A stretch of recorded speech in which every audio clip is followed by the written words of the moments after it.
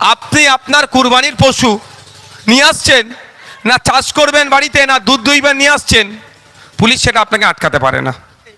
কুরবানি কি হবে না হবে, আমি একটা খেলা খেলবো, এখন কিচ্ছু করার নেই, সময় স্বল্প। আইন হয়েছে জবাহ করা যাবে না, বলি দেওয়া যাবে না, মাথায় থাকবে তো এটা। যতক্ষণ আপনি জবাহ বলি করছেন, কারো ক্ষমতা নেই সেটাকে আপনাকে আটকানোর। সকালবেলা উঠে কেউ মন্দিরে যাবে, কেউ মসজিদে যাবে, কেউ কর্মসংস্থানের দিকে এগোবে, তার ব্যাপার। কিন্তু দিনের শেষে যেন তার পেটটা, মেহনত যেটা করছে, যেন যা ইনকাম করছে পেটে যেন ভাতটা আসে, খালি পেটে না ঘুমায়। প্রশ্ন করা দরকার শুভেন্দু বাবুকে, মুখ্যমন্ত্রীকে, যে বলুন তৃণমূলের আমলে যে পঞ্চায়েতের মেম্বার থেকে, প্রধান থেকে, সমিতি থেকে, জেলা পরিষদের যারা আছে, ওদের বিরুদ্ধে কবে কমিশন বসাবেন, চোরগুলোকে কবে জেলের মধ্যে। অনেকে বলছে তিলজলার বুল্লুজান নিয়ে কেন কথা বললো না, যারা তিলজলার বুল্লুজান নিয়ে কথা বললো না বলছে তাদের নেতার নাকে তেল দিয়ে ঘুমোচ্ছে, আর ভাঙর ভোট দিয়ে পাঠিয়েছে, বুল্লুজান আটকেছে, কোর্টের মাধ্যমে স্টে অর্ডার নিয়ে এসেছে। কিন্তু নওশাদকে দেখতে পারেনি, যাকে না দেখতে পারে তার চলন বেকা। এখন আমার পেছনে তারা পড়ে আছে, পড়ে থাকুক। যারা 2026 নির্বাচনে আমাদের ভোট দিতে বারণ করেছে, তারাই আজকে বলছে নওশাদ সিদ্দিকী কথা, তারাই আমার আজকে সমালোচনা করছে। করতে দিন তাদের। এখন তাদের পেমেন্ট আসছে কি বলতে পারবো না, কালীঘাট থেকে আগে পেমেন্ট আসতো, এখন আসছে কি বলতে পারবো না, হয়তো বিনা পেমেন্টই চালাচ্ছে। লোকাল থানা ওটা দেখছে তো, ইমাম সাহেবদেরকে তো বলেছে, তো লোকাল থানা আছে, ইমাম সাহেবদেরকে বলেছে, সব দেখেছে তোরা।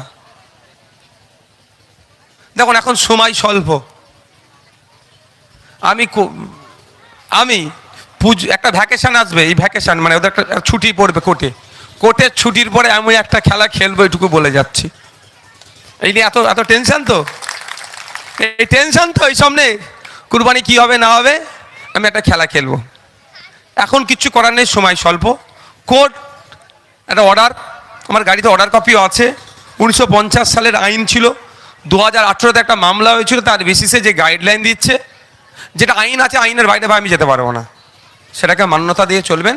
তবে একটা কথা আমি জোর গলায় বলে যেতে পারি, আপনি আপনার কুরবানির পশু নিয়ে আসছেন, না চাষ করবেন বাড়িতে, না দুধ দুইবেন নিয়ে আসছেন, পুলিশ সেটা আপনাকে আটকাতে পারে না। আইন হয়েছে জবাহ করা যাবে না, বলি দেওয়া যাবে না, মাথায় থাকবে তো এটা। যতক্ষণ আপনি জবাহ বলি করছেন, কারো ক্ষমতা নেই সেটাকে আপনাকে আটকানোর। বুঝতে পারছেন কি বলছি, এটুকু মাথায় রেখে দিন। তবে একটুকু কথা, বিতর্কে জড়ানোর প্রয়োজন নাই, বিতর্ক করতে চাইছে।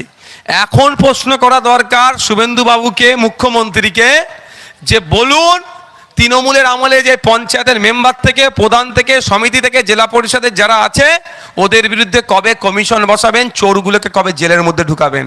তার পরিবর্তে কি করাচ্ছে সেটা না প্রশ্ন ওঠে, কারণ ওনার পুরাতন একটা ভাব আছে, জানেন তো, পুরাতন প্রেম বলে মাঝে মধ্যে চেগে ওঠে।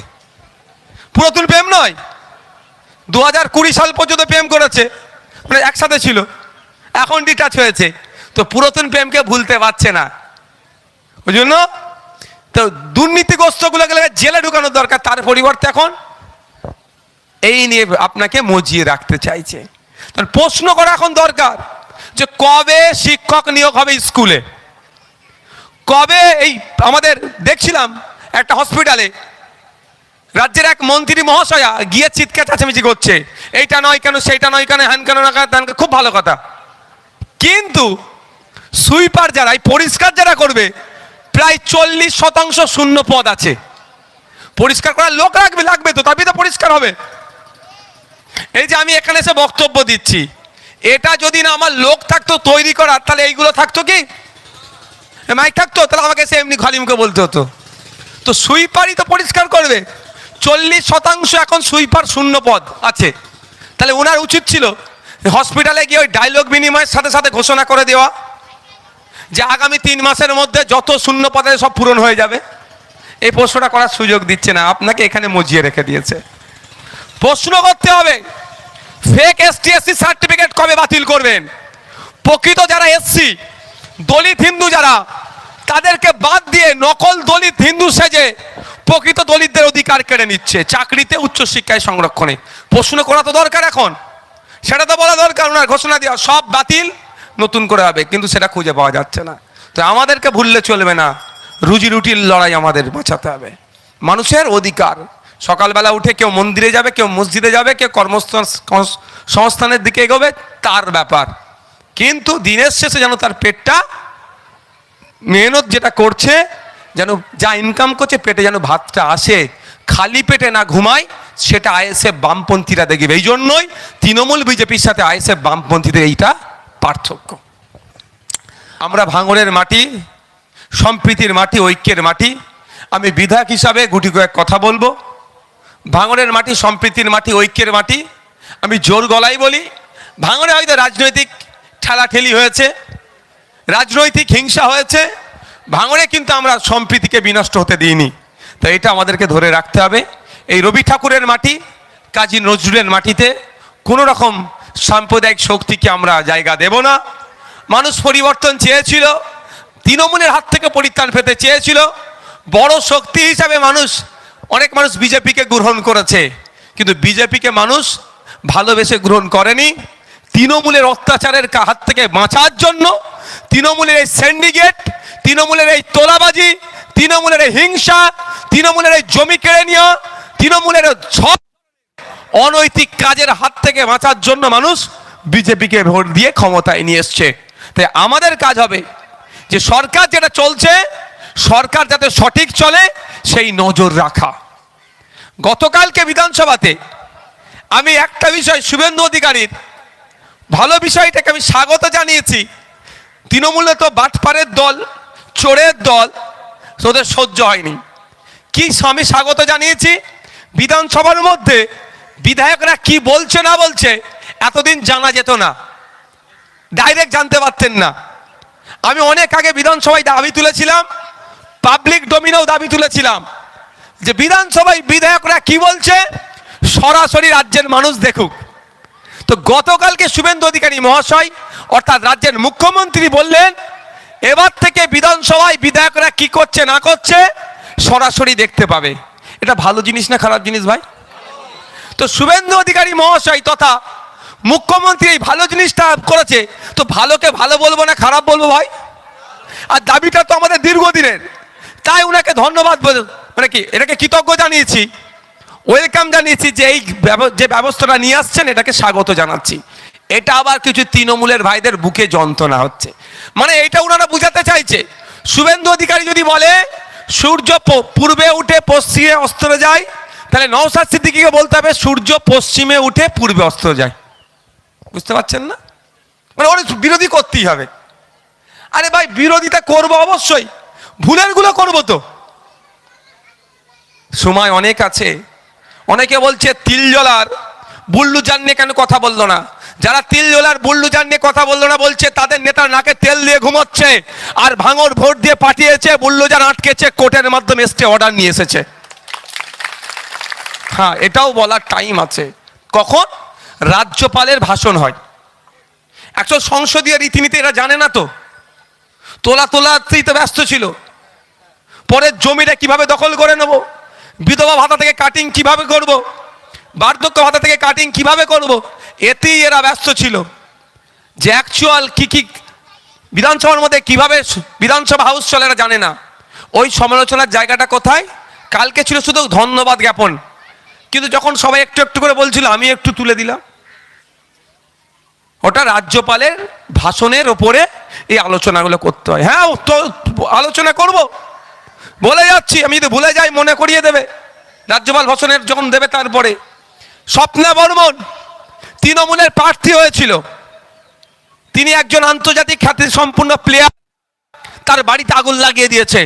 রাজ্যপাল ভবন ভাষণের সময় আমি এটা নিয়ে চর্চা করব, ছাড়বো না তো আমি। ওরা কি বলে আপনার তিলজলার ঘটনা চর্চা করব, ধর্মস্থান আক্রান্ত চর্চা করব, কমরেডদের পার্টি অফিস ভেঙে দিয়েছে চর্চা করব, আমাদের নামে মিথ্যা কয়েক জায়গায় মামলা দিয়েছে চর্চা করব। ছাড়ার জায়গা নাই, কিন্তু সেটা তো একটা জায়গা আছে। তোমরা বিধানসভায় আলোচনা হচ্ছে, বিধানসভায় আলোচনা হচ্ছে কি মাছ নিয়ে। আমি যদি বলি আলুর দাম কম, লোক পাগল বলবে না আমাকে? কি বলছি বুঝতে পারছেন? হয়তো আলোচনা হচ্ছে ইন্ডাস্ট্রি নিয়ে। আমি তখন যদি বলি ভাঙড়ে বেশ কিছু এই ভাঙড়ে কৃষিভিত্তিক এলাকা, ভাঙড়ের ফসলগুলো যাতে ভালো করে হয় সেটা নিয়ে আলোচনা করে লোক পাগল বলবে না? প্রত্যেকটা বিষয় আলোচনার জন্য একটা টাইম থাকে। এই বিষয়টা এবার আলোচনা হবে। শিক্ষা 3 ঘন্টা থাকলো, 1.5 ঘন্টা শাসক পাবে, 1.5 ঘন্টা বিরোধীরা পাবে। তার মধ্যে আমি নওশাদ সিদ্দিকী হয়তো 5 মিনিট টাইম পেলাম। তো শিক্ষা নিয়ে আমাকে বলতে হবে। তো এবার শিক্ষা নিয়ে বলতে গেলে ভাঙড়ে একটা গার্লস কলেজ দিতে হবে, এই দাবিটা উঠবে। তো ভাঙড়ে শিক্ষা নিয়ে বলতে গেলে হিমঘর চালু করতে হবে। যদি বলে পাগল নাকি রে? তাহলে প্রত্যেকটা জিনিসের সময় আছে, নির্দিষ্ট টাইম আছে এবং নির্দিষ্ট টপিকের উপর আলোচনা করতে হয়। কিন্তু নওশাদকে দেখতে পারেনি, যাকে না দেখতে পারে তার চলন বেঁকা। এখন আমার পেছনে তারা পড়ে আছে, পড়ে থাকুক। যারা 2026 নির্বাচনে আমাদের ভোট দিতে বারণ করেছে তারাই আজকে বলছে নওশাদ সিদ্দিকী কথা, তারাই আমার আজকে সমালোচনা করছে। করতে দিন তাদের। এখন তাদের পেমেন্ট আসছে কি বলতে পারবো না। কালীঘাট থেকে আগে পেমেন্ট আসতো, এখন আসছে কি বলতে পারবো না, হয়তো বিনা পেমেন্টই চালাচ্ছে। তারপরেও বলছি সমালোচনাকে আমি গ্রহণ করি, সমালোচনা করা ভালো। সমালোচনা করলে আমার ভুলগুলো আমি শুধরে নিতে পারবো, কিন্তু নন ইস্যুকে ইস্যু বানিয়ে এনো উচিত নয়। ইস্যু ভিত্তিক সমালোচনা করা আমার পক্ষে। তাই আপনাদেরকে সত্যি বলছি, আমি আমার পক্ষ থেকে ধন্যবাদ জানাই। আজকে রাজ্যের মানুষ কিন্তু 80টার দিকে আর তাকাচ্ছে না, তাকাচ্ছে কোথায়? ভাঙড়ে। কোথায় তাকাচ্ছে? ভাঙড়ে। সাথে আশার আলো। আগে আমাকে ইনকিলাব জিন্দাবাদ একাই বলতে হতো, এবার আমি যদি ইনকিলাব বলি রানাদা বলবে জিন্দাবাদ, বা রানাদা বলবে, মোস্তাফিজুদ্দা বলবে ইনকিলাব, আমি কি বলবো? জিন্দাবাদ। মানে আমার সাথে গলা মিলানোর একটা লোক পাওয়া গেছে আমাদের জোটের। আরো অন্যরা এসছে, জোটের বাইরে এসেছে, কিন্তু আমরা আমার জোট নিয়ে ভাববো তো নাকি? লড়াই যখন কাঁধে কাঁধ মিলে একসাথে করেছি, সেই সময় আমার পাশে যারা ছিল না, এখন অত তাদের ভেবে লাভ নেই। তখন আমি আর বামপন্থীরা ছিলাম, বামপন্থীদের পক্ষ থেকে একজন এসছে, আমি আইএসএফের পক্ষ থেকে গিয়েছি। তাই বন্ধুগণ, আপনারা নিশ্চিন্তে থাকবেন। আরো সহজ হবে যে আপনাদের বিধায়ক বিধানসভার মধ্যে গিয়ে ঘুমায় না হাসতে হাসতে ছুরি চালায়, আপনারা বুঝতে পারবেন। কালকে বুঝতে পেরেছেন তো নাকি ভিডিওটা? আমি কিন্তু হাসি বলেছি, আমি ঝগড়া ঝামেলা করি না ওর ভিতরে, এটুকু বলে রাখছি। হাত পা ছোড়াছুড়ি আমি করতে পারি না। আমি মিষ্টিমুখী কথা বলি, কিন্তু যেগুলো বলি টু দ্য পয়েন্ট বলি। যার যেখানে ব্যথা পাওয়ার সে ঠিক সেখানে ব্যথা পায়। তাই আপনাদেরকে ধন্যবাদ জানাই। এখন আপনারা যারা আছেন সাধারণ মানুষজন, আমি অল্প সংখ্যক মানুষ নিয়ে এই জন্যই করেছি যে সরাসরি আপনারা আমাকে এসে বলতে পারেন সমস্যা কি।